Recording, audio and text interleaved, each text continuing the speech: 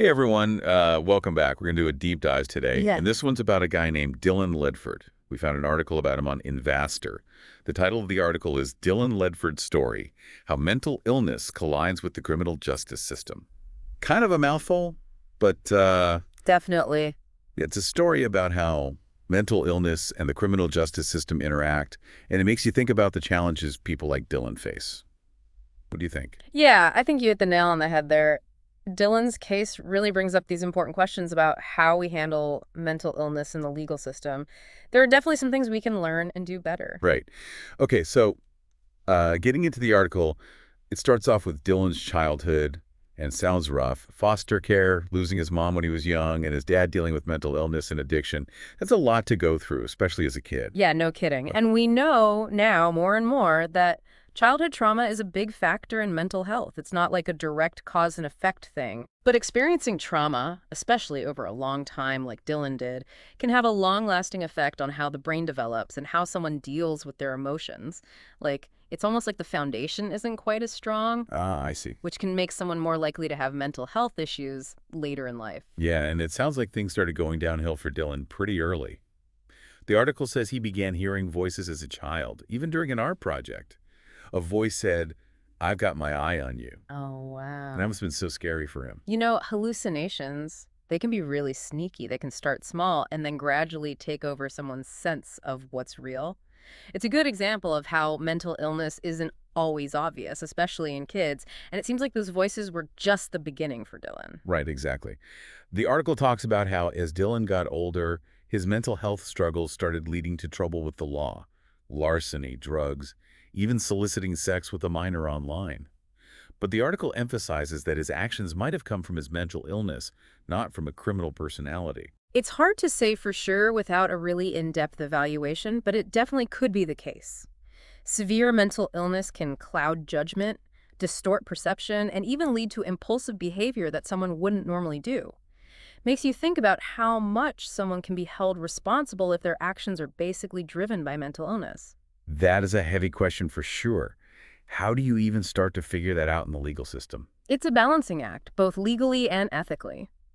In June 2022, things took a turn for Dylan. He was arrested for making a false bomb threat, and this is where the whole situation gets even more complicated. It seems like delusions probably played a part in that, which is something we see a lot in these situations. Someone's reality is so distorted it makes it almost impossible to guess what they'll do. What happened next? Well, he ended up in Gastonia jail. They diagnosed him with schizophrenia, but his mental state kept getting worse. That's where you really start to see the system failing people like him. Jails aren't usually set up to deal with serious mental illness. You mean like they don't have enough resources for real treatment? Yeah, many jails don't have the money, the staff, or the expertise to provide the kind of care that someone like Dylan really needs. And then there's medication, which can be another huge issue. Dylan refused to take his meds, so that adds another layer of complexity. So even if they did have the resources, it wouldn't have helped much if he wasn't willing to get treated. That's a real tough spot. It is. It's like a no-win situation. Some mental illnesses, like schizophrenia, can make people resist treatment. They might not even understand they're sick, or their delusions make them distrust medication and doctors. So you have Dylan stuck in this system, getting worse mentally, and refusing treatment. It's like falling through the cracks. Does the system just give up then? It doesn't necessarily give up, but it becomes a real turning point. The legal side of things takes over, but it's not always a smooth process. They evaluated Dylan in jail and found him incompetent to proceed, or ITP. It's a legal term that has some serious implications. So what does incompetent to proceed actually mean? Basically, it means Dylan wasn't considered mentally capable of understanding the charges against him or defending himself in court. It's there to protect people from being forced to stand trial when they don't understand what's happening or can't make good decisions about their case. So it's like putting the legal process on hold until he's in a better place mentally. Yeah, that's the idea. The goal is to get him treatment so he can eventually go back to court. But there's another catch. Restoring someone's competency takes time and resources, which are already stretched thin. There's a but coming. I can feel it. There is. There aren't enough beds in psychiatric hospitals, especially for people in the criminal justice system. So even though Dylan needed treatment, he ended up stuck in jail waiting for a spot to open up. This wait can go on for weeks, months, even longer. It's a huge problem. Wow, so he's in this limbo state. His mental health probably declining in jail, needing serious help, but no place for him to go. It's a system working against itself. Sadly, that's the reality for a lot of people with mental illness. They get caught in this system that's supposed to help, but isn't equipped to give them the specific care they need. It's like trying to force a square peg into a round hole. And during all this, Dillon's still in jail. What happened next? Did his case ever move forward? Well, after almost a year with no progress, Dillon's lawyer did something pretty bold. He asked the court to dismiss the charges altogether. His argument was that keeping Dillon locked up without treatment was violating his rights, especially since the system couldn't give him the care he needed to become competent to stand trial. This move really highlights how the system is failing people like Dillon. A whole year in jail without even going to trial. That's hard to imagine. It seems like everyone loses. Dillon's trapped in this system that's not helping, and the system itself is struggling with its limitations. Where do we go from here? It's a complex situation with no simple solutions, but it's a story we need to pay attention to. It shows some serious flaws in how we handle mental illness in the justice system. We need to talk about real solutions and reforms. We need to figure out how to make this system work better for everyone, and Dillon's story shows us exactly what's at stake. Dillon's story is definitely a wake-up call, and this is just part one of his journey. We need to take a break here, but we'll be back soon to discuss potential solutions and what can be done to make the system more just and compassionate for people like Dillon. It's easy to get lost in all the legal stuff, but it's important to remember that this is about a real person. Dillon's story shows us that behind all the legal terms and statistics, there's a person dealing with a serious illness. It's something we forget sometimes. That's so true. Dillon's case really makes us think about how we treat people with mental illness when they end up in the criminal justice system. Are we punishing them for being sick? Are we really giving them the help they need? These are hard questions to answer. For sure. But I think Dillon's case shows that we need a new approach, a more humane and effective way to deal with mental illness within the system. We can't keep doing the same thing and expecting different results. Absolutely. Luckily, more and more people are advocating for a model of justice that focuses on compassion and therapy. It's about shifting the focus from punishment to treatment and rehabilitation, especially for people whose crimes are directly related to their mental illness. That sounds promising. What would that actually look like? Can you give me some examples? One big thing is diversion.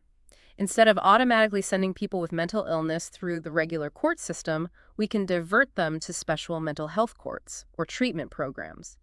These alternatives focus on addressing the root causes of criminal behavior, the underlying mental health issues that often drive those actions.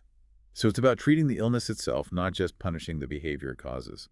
Exactly. And studies have shown that these programs can be really successful. They can lower the chances of people reoffending, meaning fewer people end up back in the system. They also lead to better outcomes for the people involved. And it helps ease the burden on our jails and prisons, which are already overcrowded and not well equipped to deal with these kinds of complex needs, as we saw in Dillon's case. Makes sense. It's like trying to fix a leaky faucet by just mopping up the water instead of fixing the leak itself. You mentioned mental health courts. How do those work? Mental health courts are like separate court systems designed for people with mental illness who have committed nonviolent crimes. They offer a different way to handle cases, focusing on treatment and getting people back on their feet rather than just punishment. So it's less about whether they're guilty or not and more about addressing the mental health issues that might have led them to commit the crime. Yeah, exactly. The goal is to stabilize their mental health, get them connected with support services, and help them get back on track. People in these courts often work with a whole team of professionals, like judges, social workers, and mental health clinicians, who work together to create a treatment plan tailored to that person's needs. That seems like a much better approach than just sending someone to jail and hoping for the best. It is. It recognizes that mental illness is a health issue that needs specific care and treatment, not just punishment. And it's not just about mental health courts. Another important part of reform is providing crisis intervention training for law enforcement officers. I've heard about these crisis intervention teams, or CITs. They're getting a lot of attention lately. What's the idea behind them? Well, the idea is to give officers the skills they need to de-escalate situations when they encounter someone having a mental health crisis. They can then help connect them with the right resources instead of automatically arresting them. It's about recognizing that sometimes what someone needs is a mental health professional, not a police officer. That makes a lot of sense.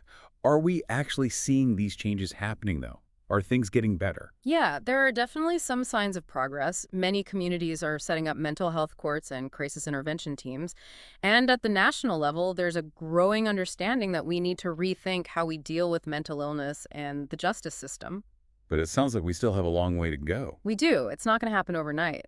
We need continued funding and the political will to make these reforms widespread and actually change the system.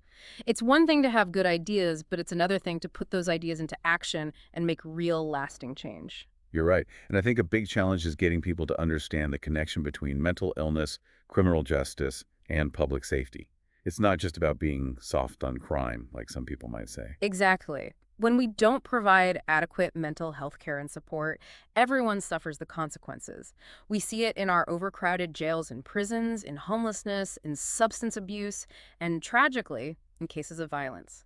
It's like a domino effect. Yeah. Neglecting mental health issues leads to all these other problems that affect everyone. Exactly. And we all end up paying the price, financially and socially.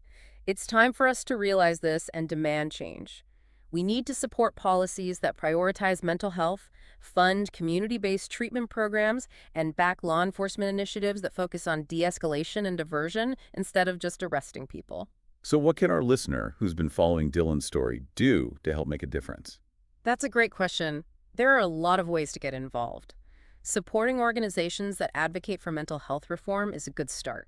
Contacting elected officials and urging them to prioritize mental health funding can also make a difference. Or even just volunteering time at local mental health agencies or support groups can really help. Those are all practical things anyone can do. But what about on a personal level? How can we challenge our own biases about mental illness? I think that's a big part of it too. You're absolutely right. It starts with educating ourselves. Read books, articles, watch documentaries about mental illness. Talk to people who have lived experience with mental health challenges. Listen to their stories and try to understand their perspectives. It's about stepping outside of our comfort zones and being willing to have those tough conversations. It is. We all have biases, whether we know it or not. It's important to look at those biases and ask ourselves where they come from. Are they based on misinformation, fear, lack of understanding? We need to be willing to challenge our own preconceived notions. I know for myself, sometimes I hesitate to talk about mental illness because I don't want to say the wrong thing. But then I realize that staying silent can be just as bad. That's a really important point. We need to create an environment where we can talk openly and honestly about mental health, and we need to do it with compassion and empathy. It's about recognizing that mental illness isn't a sign of weakness or a character flaw, but a medical condition that deserves treatment and support, just like any other health issue. Exactly. And when we start seeing mental illness that way, everything changes. It changes how we treat people, how we allocate resources, and how we create a more just and caring society. Well said. We have to remember that Dillon's story is just one of many. There are so many people out there struggling with mental illness and trying to navigate a system that often fails them. We owe it to them and to ourselves to do better. I agree. We've covered a lot here, from the problems to the potential solutions, but I keep coming back to this question. Is there hope for real change? Is there hope for people like Dillon who are stuck in this system? That's a big question, and I think the answer is a definite yes. While the challenges are real and changing the system takes time, there are definitely reasons to be optimistic. We're seeing more awareness of these issues, and there's a growing movement for reform. What are some of the most promising things you're seeing in the field? What gives you hope for the future? One thing is that the conversation around mental health has become more open and less stigmatized. People are more willing to talk about their struggles, and there's a bigger focus on mental health education and prevention. That's a positive change. It seems like we're finally starting to see mental health as an important part of overall well-being, not something to be ashamed of. We are, and that change in attitude is leading to policy changes. We're seeing more funding for mental health services, both at the federal and state levels. There's also growing support from both political parties for laws that aim to improve mental health care in jails and prisons. That's encouraging. What about specific programs or initiatives that you find inspiring? Things that show we're moving in the right direction. There are a lot of good examples. One that comes to mind is the CAHOOTS program in Eugene, Oregon. It stands for Crisis Assistance, helping out on the streets. And it's a mobile crisis intervention team that responds to nonviolent 911 calls involving mental health crises. So instead of sending police, they send mental health professionals. Exactly. They send teams of mental health professionals and medics who are trained to calm things down, provide support right there, and connect people with the resources they need. It's about meeting people where they are, literally, and offering help in a way that feels safe. That's a really innovative approach. Yeah, Is it actually working? it's been incredibly successful. They've helped thousands of people avoid going through the criminal justice system by connecting them with the right resources. It prevents unnecessary arrests and hospitalizations. That's a model that seems like it could work in other places. Definitely. And we're seeing similar programs starting up across the country. There's a growing understanding that we need to invest in community-based mental health services and find alternatives to incarceration for people with mental illness. It seems like this approach is not only more humane, but also saves money in the long run. It is. Studies have shown over and over again that investing in mental health treatment saves money in the long term. It reduces healthcare costs, lowers the number of people who end up back in the system, and makes communities safer. So there's a strong financial reason for mental health reform, in addition to the moral reasons. Absolutely. And as more people understand that, I think we'll see even more support for change. It's all about making those connections, showing how supporting mental health benefits everyone, not just those directly dealing with mental illness. It is. And it's about realizing that we all have a part to play in creating a more just and compassionate world. We talked earlier about how this whole deep dive started because you were interested in the ethics of forced medication. And Dillon's case really brings up those questions. It's tricky. You have someone who's not doing well mentally and might even be a danger to themselves or others. Right. But then there's the whole idea of personal freedom and the right to make choices about your own body. How do we find the balance? That's the question, isn't it? It's something that legal and medical experts have been debating for years. There are no easy answers. Forced medication is usually the very last option, and there are strict legal rules about when it can be used. It almost always needs a court order, and it's usually only allowed if the person is a clear danger to themselves or others. Okay. And even then, it's not a guarantee. Medication has to be considered absolutely necessary to help the person become competent. So it's not a decision that's made lightly. There's a whole process, and it sounds like it's really only for the most extreme cases. Exactly. And even when it is allowed, there are still arguments about whether it's ethical. Some people believe it's a violation of individual rights, while others say it's sometimes necessary to protect the person and the people around them. It's a tough call, and I imagine it's a hard decision for everyone involved. As we wrap up our look at Dillon's story and what it tells us about the bigger picture, what do you hope our listeners take away from this conversation? I think the biggest takeaway is that even though the challenges are real, there's still hope. We are seeing some positive changes and there's a growing push for reform, but we can't just sit back and relax. We need to keep talking about these issues, challenge our own assumptions, and advocate for policies that prioritize mental health and help those who are struggling. So Dillon's story isn't just about a system that failed him. It's also a call for action. Exactly. It reminds us that we can all do something to create a world that's more just and compassionate for people with mental illness. We can support organizations working for change. We can contact our elected officials and demand better. And we can simply be more understanding and supportive in our everyday lives. Well said. And to all our listeners out there, remember, Dillon's story is just one story. There are many more people out there trying to navigate a system that's often confusing, overwhelming, and sometimes even dangerous. Let's be their advocates, their allies, and their voices for change. Let's work together to build a world where mental health is valued, where people get the support they need, and where we treat this issue with the same urgency and compassion as any other health concern. Thanks for joining us on this deep dive.